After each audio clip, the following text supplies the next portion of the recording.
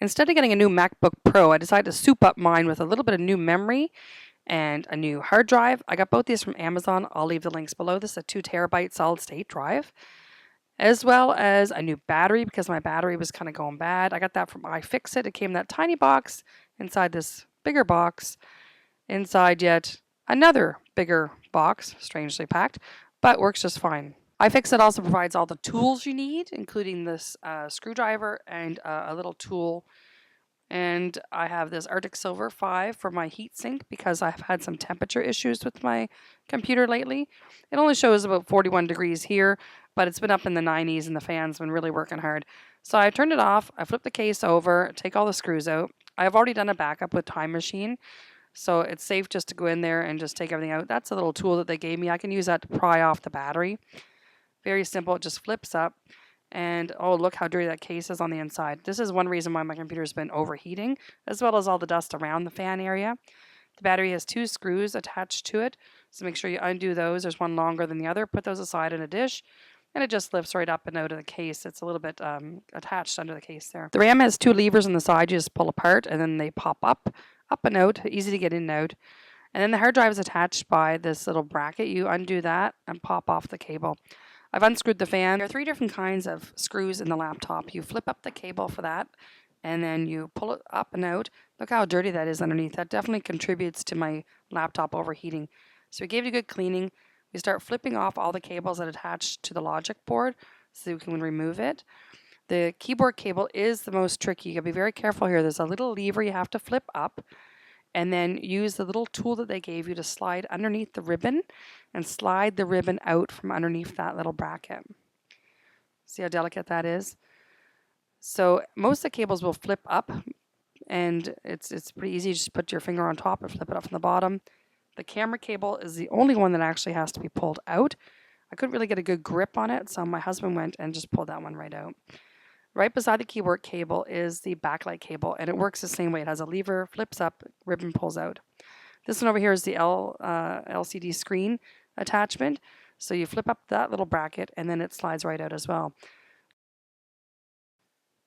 So once you get those unscrewed, then you can just make sure you have everything undone. There's that little bracket there. There's a screw and a little bracket. And I went over here and took off the 7 Torx screws that are inside that hold the logic board down. And there's this other clamp. It's over top of the microphone. The microphone's glued down to the case, so once you have the clamp up, you have to pry the whole microphone, not just the little black cap, but the whole microphone off the case itself. And then you tilt the board out. Those are your ports that are actually sticking through the hole, your USB and whatnot. So pry up on an angle, and then you gotta disconnect the power. That's the last cable that has to be disconnected there. And now you have your logic board free. And that's the heat sink that I'm unscrewing there. There are 3 spring screws there, so don't lose the springs when you take them out. They're very interesting little screws. And then once you have that off, see all the thermal paste that's all dried up?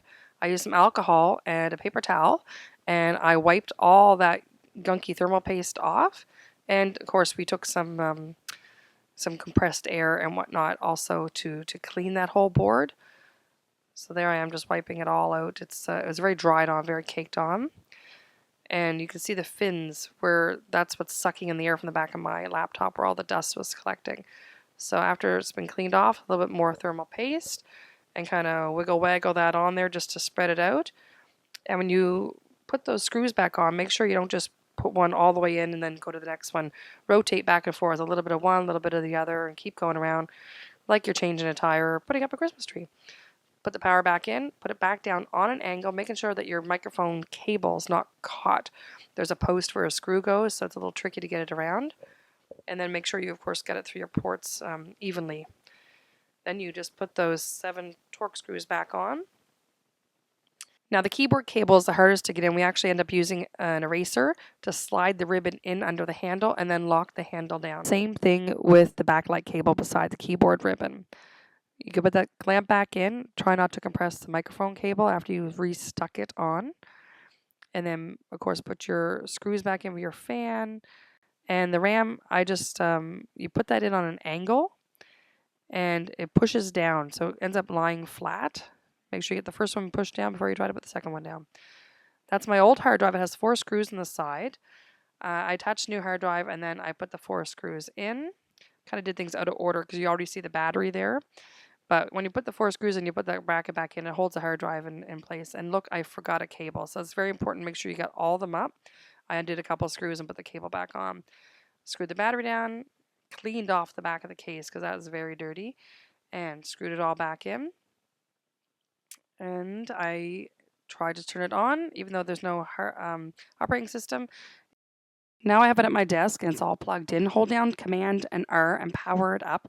This puts it in recovery mode. Be patient, it does take a little while for that to work. It'll take about an hour and then you'll be ready to use Mac Utilities. So now that it's up and running, I check the available space and I have 1.46 terabytes available. That's pretty awesome. And then I go over to About My Mac and I see I have 16 gig of memory. So everything worked to plan. Now I have to calibrate my battery. I've had it charging all night. So what I need to do now is to go into the energy savings area under the system's preferences and move everything to the max and uncheck any of the power saving features, because the goal here is to have the battery drain now that it's been fully charged. And then I'm going to let that go all day while I'm at work. I'm going to unplug it and we'll be all set to drain this battery. That'll help with the calibration. So now that I've let the battery drain all day, I've plugged it back in. I'm going to turn it back on and we'll see how things go. Pressing on the power and you'll see the screen is sort of dimmed out. That's because it sort of died as the battery had died during the day and I had been logged in. So it kind of looks like this.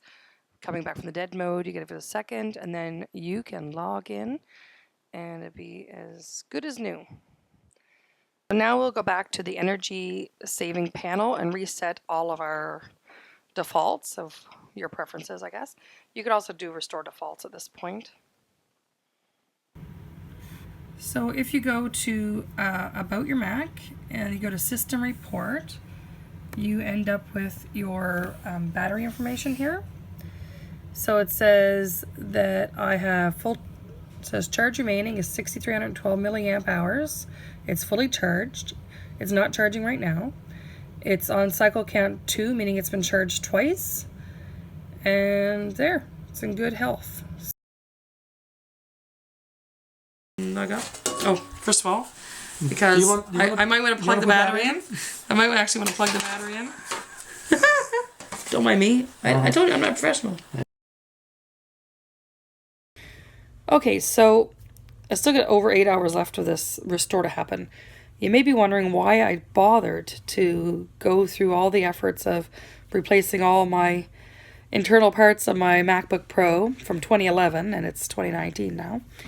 Well, I was going to buy a new MacBook Pro. I thought, okay, it's time. 8 years ago, I bought this one, and I'm sure the newer models, better, faster, whatever, right? When I was looking on Apple's website and trying to build my machine, and I was a little disappointed in the prices, actually. This 2 terabyte drive, which incidentally only cost me $460, to get a 2 terabyte drive in the new MacBook Pro, it's $1,200 more than the standard. I think it's $512, whatever it was. I could just get that, and I'll just swap it out. Well, after doing a lot of video reviews of the new MacBooks, you can't do that. They solder their hard drive in place. So the little pins I pulled off my hard drive to put a new one on, it doesn't work that way. It's soldered onto the hard drive. So you have to order it the way you want it. So if you want the 2 terabyte, you're paying $1,200 more. Okay, maybe I could have swallowed that big pill. Maybe. I would have gotten a new battery, obviously, because it would have came all brand new. This battery with the shipping cost me $156. Without shipping is about $116, and there's HST and shipping on it to get to $156. And I could have got a new machine with 16 gig of RAM. That was a little extra because I think it just comes with 8, if I remember correctly. But it was well over 30. It was almost close to $4,000, I believe, when you did the $1,200 2 terabyte drive. But with the reviews, I was really disappointed. Like, everyone talks about the new keyboard, and I guess the keys, when you push them down, they don't go down very far. People call it they don't travel very well. But also up until I think 2016 or 2017, that new keyboard tray was malfunctioning a lot because of the crumbs and stuff getting underneath it. They've now added some little silicone layer underneath the key to try to keep the crumbs from getting out, but I guess it's not like, it still happens, right? And there's a whole thing on what they call FlexGate, like Watergate, but it's called FlexGate. And it has to do with the cable that attaches your body to your screen. And of course, you open and close your screen. If you have a laptop, you might travel with it often. It may open and close quite a bit. That cable that connects the two of those together, which I've now seen personally in my own, see what it looks like now, it's too short. So over time it breaks. And there's also this problem with backlighting on the screen. There's stuff inside that they make it so you can't fix it yourself now, which I find that's really, I don't know. If I buy something and I want to fix it, if I get a car, I don't have to go back to the dealer every time I need an oil change or something like that. I want to be able to take it to my guy or my husband because he does that kind of stuff. I don't want to be forced into like either buying a whole new machine because I don't know, when stuff is soldered in, I don't know if you can even get Apple to replace it. I don't want to be forced to only go to Apple if it's something I could do myself. I have almost no hardware skills. I work on the computer. I don't work in the computer at my job. So if I could do this, pretty much anyone could do this. I watched videos. I, worked at it, and I was able to do it. I thought that was pretty impressive myself.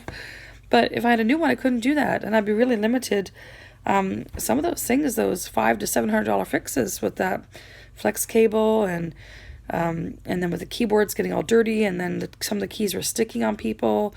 The other would, like, you hit the key one time and it would double key, or you hit it and it wouldn't work at all. And it's like, wow, Apple's really gone downhill. They're kind of making crap now. This machine, I guess, is one of the last of the good ones from 2011, 2012. I guess after that it started to go downhill. So I thought, well, I could spend $3,000 to $4,000 on the machine of my dreams, or at least have everything on it I'd want. Or I could spend $460 for a new hard drive. That was the 2 terabyte. And like I said, if I wanted to get the optical drive switched out for another hard drive, another 2 terabyte, I could get a cheaper one than that. I think they come as low as 3 or something like that. The new RAM was 120, and I got those both off Amazon, and it was Prime, so there's no shipping on those. The new battery, like I said, is 156 with the shipping. So that was $736. That's an easier pill to swallow than $3,000 to $4,000. And I know I can fix something on it if it goes wrong, or I could open it back up and fix something I may not have done right the first time. I just watch a few more videos, and I could probably take it to anybody, not just Apple, that has dealt with Macs, and get them to fix it. And you can buy new the case where my case is bent by the optical drive. I could get the new case. I think it's $115 for a new case. And then I could get a new back on it. I think that was like $50. If I really want to do that, I could kind of rebuild the whole thing. The parts are out there. They're not that hard to get, and they're not even that expensive. I could do it way cheaper than $3,000. It's a good thing we have professionals here.